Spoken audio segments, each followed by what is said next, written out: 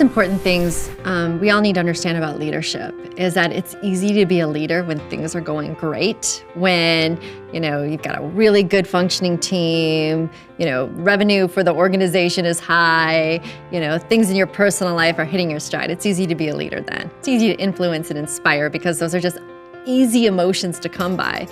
I've always learned, though, when leadership is needed most is when things are chaotic. And my life has had some periods of chaos, but I think some of the most chaotic times in my life, it's more of a combination when work is stressful, when we need to develop business, when we're bringing new team members on to Lead Star and we're trying to onboard them. And in my personal life, I spent more than a decade being the spouse to an active duty Marine. So he would deploy, I still had my things going. And it's in those moments where you feel the need just to act on instinct, where you just have to stop. It's that proverbial stop, drop, and roll. Like, what are my instincts telling me to do? What do I need to do differently? When you have to really stop and think, okay, I need to develop my leadership skills here.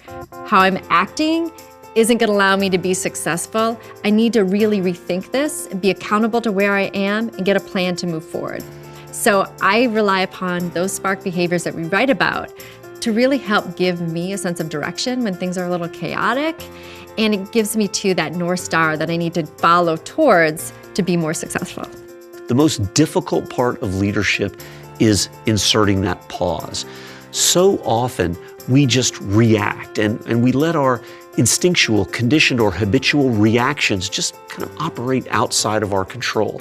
We need to learn to pause, and maybe it's take a deep breath, and again, realize we've got the tools to influence and inspire, and we need to choose one of those tools.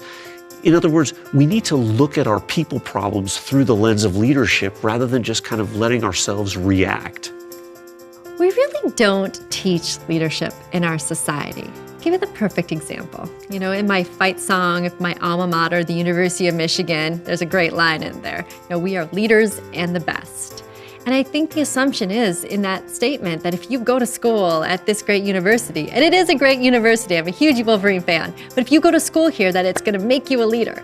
But the reality is that nowhere in the curriculum, or at least this was my undergraduate curriculum at the time, do we learn leadership. Leadership is about behavior. Just because you go to some school or you earn some degree or you have this managerial job that people think you're a leader. We don't teach leadership. Therefore, we have this false assumption about what true leadership is.